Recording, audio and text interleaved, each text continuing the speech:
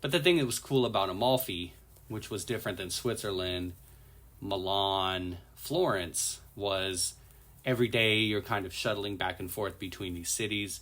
Maiori, Amalfi, Ravello, Positano, and you're bumping into fellow tourists, which gave rise to one of the lines in the song where when we were in Ravello, we were walking in the square there, and there was this group of young girls there that were American. There were probably 4 or 5 of them traveling together. They had to be college age. And this boomer was there, and he said, "Sure are a lot of Americans here."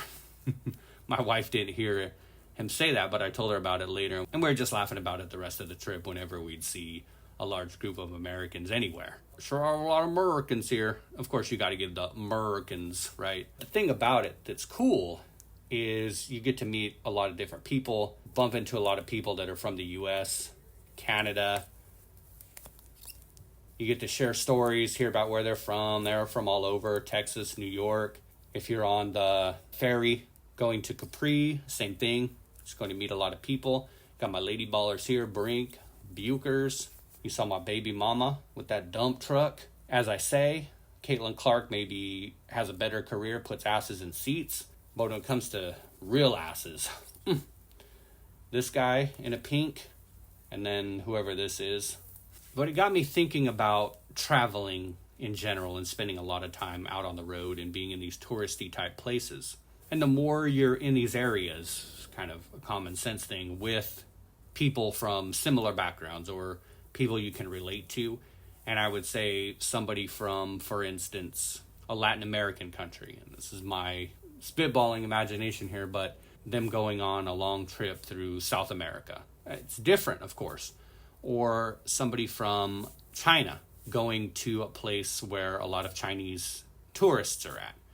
Say there's a lot of Chinese tourists that are traveling through Japan and the Philippines and Korea and stuff like that, where they're able to converse, meet other people from their own culture, but you're experiencing new things and learning from people, taking information, they're telling you about their experiences. You talk about where they're from, of course, what they've gone through. They give you tips about where to stay, what travel agencies to use, foods and things like that. So I think that when it comes to travel, that's really overseas. To me, that was kind of the coolest thing. Traveled overseas quite a bit, mostly in Asia though, and it's a different experience. You go through Japan as an American, Korea, Malaysia, Indonesia, Thailand. You're not so much, as you're walking around on the streets, seeing people from the US or Canada or Australia or England or wherever where people speak English, where you can kind of share those experiences and have those relations and bond with people and everything like that. You're more just individual people going from place to place. But when you were in this confined area within the Amalfi Coast, you're busing back and forth, taxiing here and there, then you're bound to just start sharing experiences and stories with people. And I think a lot of that too has to do with the time you're spending there. You're on a bus for 30 or 45 minutes, cab, in a shuttle, on a ferry, as I talked about all these various means of travel, then you're bound to just start talking to the people around you, right? So again, that was the cool thing about being out there and getting to know a lot of new people. That doesn't mean you're going to be friends when you go back home, but at least you get to meet people, talk about different things, and get different perspectives. So next year, 2025, when we go to Asia, we're going to be stopping in Bali, Japan, and then try to add another place in, maybe a quick trip over to Thailand or another trip to Korea, short trip. But the experience will be different, I think, because you're not going specifically to areas where a lot of people go to that share a common language. So that's the thing, is you have to share a common language. If you're in Latin America, you speak Spanish, you can kind of, finagle your way through those countries where they speak Spanish. And the same thing, as I said, with China or Japan or whomever, where they're traveling to different countries, or bump into people that are doing the same thing they are. Now that Mario's told you all about Italy and yada, yada, yada, it's time to ciao and have Pierre tell us a little bit about France. Arc de Triomphe, crazy roundabout. Bizet and Carmen pulled a Frenchie for the Frenchies. Called my shot, no doubt. Bonjour! Anything for a bit. It's got smoke. Should we try to do this video with this whole thing in there? We got this thing that they wear around, little girly head attire. We got the mustache. I can't do the whole video with this thing in my mouth. What is this? Come on. Come on, what is this prop? Get this out of here. Anything for a bit. Anything for a bit. What's with the mustache? Looks a little more German, don't you think? Closed the trip out with 5 days in France. In that one, specifically sites and shops. Stayed in Paris the whole time. And that was the first time that we had been to France. So obviously, the way I explain it to people, and even to the missus, when we're talking about different places and things like that, is when you go to places for the first time, I think you're looking at country specific. You'll tend to look more at going to the big cities first. Then you venture out. Your next trip, you've seen Paris already.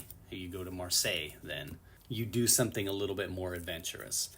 Your first time in the UK, you go to London, maybe. After that, go to Scotland. Go to Ireland, right? See more of the United Kingdom. In France, it was all museums all the time. You saw the museums. You went to the Palace of Versailles. You go to the Louvre. If you're adventurous, you even go to an underground museum, as you saw in the video.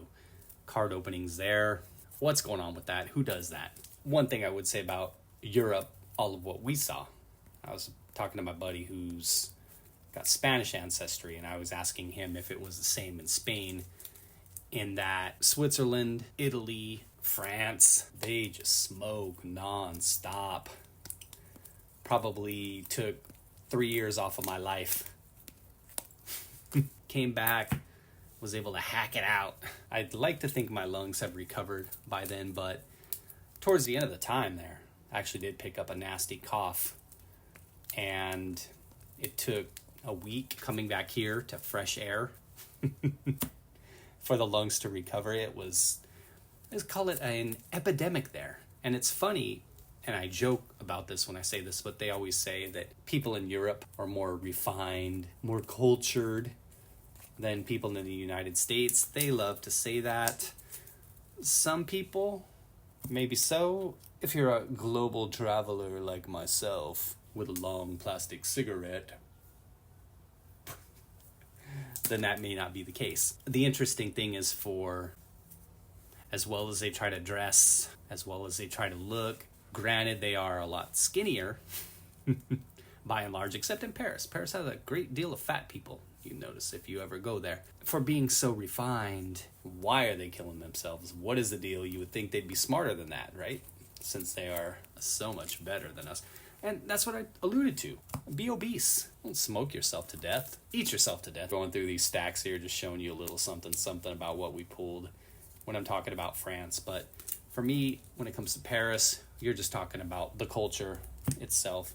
Food, Michelin restaurant we went to, first ever. We were joking about this yesterday, actually. Our first ever Michelin restaurant. And it turned out to be a ramen restaurant. It's kind of funny when you think about it. But the food, all right, nothing special. Now, that's because the way we travel, we're not going to go ahead and spend $100, $200 per person on a meal. Had we been willing to do that, then maybe you have a bit better of a food experience. But the same thing is true here. It's a rare occasion when we do that. Maybe $100 for both of us, but to spend $100 each, $200, $300 bill, that's just not how we roll. The hotel we stayed at was a 10-minute walk from the Louvre Hotel. So it was in the first arrondissement, right there in the middle of everything. I would say if you're going somewhere for the first time and you set aside the money to do that, to stay somewhere close to where all of the action is at, then that's something I would definitely recommend. Obviously, it takes financial planning. Not everybody has that ability to do that. Our trip next year coming up to Asia that I had mentioned, the 2025 trip, probably go sometime around April or May again. Start saving around December. Just put money aside every month. For the way we do things, aside from the splurging that you might see here and how it seems, we're pretty diligent when it comes to saving for things we want. We don't have these extravagant expenses. And of course, we don't have kids or pets or anything like that. Having experiences, I think that is the most valuable part of our life. And I think that's the coolest thing about the way we do it, how we're able to save and travel and things like that. How we're able to save our money to go ahead and spend the money on trips and things like that instead of useless stuff like things you see here that have no value. But all in all, a good time. 24 days out there total. Had some hiccups, as I talked about in the card opening videos. Trip got off to a crazy start with delay here in California and then the bad weather to start. But all in all, a good experience. Next year, same thing, 2026, we'll be back in Europe. Different locations in Europe in 2026. Talked about London, getting to Spain and Portugal, a little bit more Italy, maybe some Rome and Venice, since we haven't had a chance to do that. Come on, got to do the tourist thing, American style, right? And one thing I would mention about Paris is they have Bolt. It's their equivalent of Grab. When you go there and you sign up, you're able to get 20% off of your rides for the first couple days. So what we did was we used an account registered under her name to get 20% off for the first few days. And then when they stopped offering that, then we went ahead and created an account for me, finished it up that way, getting 20% off of the ride. So those were a real time saver. And I think that's the thing when you're out on vacation. You all know this, anywhere you're at. Any opportunity you have time to save time, being able to do more things and have more experiences, that's what makes the trip great. There is great significance to the passage of time. As I said, if you have the means, I know some of you have kids and things like that and you can't really do it, but if you have the opportunity later in life to get overseas and travel and just see new places, and I'm not really one that buys into this whole, oh, you need to be cultured thing, but it is good to get out there and experience new things, whether it's here in the US, in Canada, anywhere. It's going out there, meeting new people, and just seeing what life is like out there. If you all watch this and you ever, whenever you're seeing this video, whatever year it is, if you have any questions about Switzerland, the places in Italy that we went to, or Paris itself, go ahead and shoot me a message. Pierre, Mario, Sven, they'll be happy to help you out. We're calling our Swiss guy Sven. We didn't give him a name yet. We're giving him a name now, Sven. Sven will be willing to help you. Is that a common name? I don't know. Thanks for watching, everybody. Take care. Feedback, comments, questions, like I said, just send them over if any of you need any travel tips. And the Wemby and the Stroud I sent, they are in assembly right now as of the time I'm shooting this video. So I should have those back in a few weeks, and who knows which video you will see first.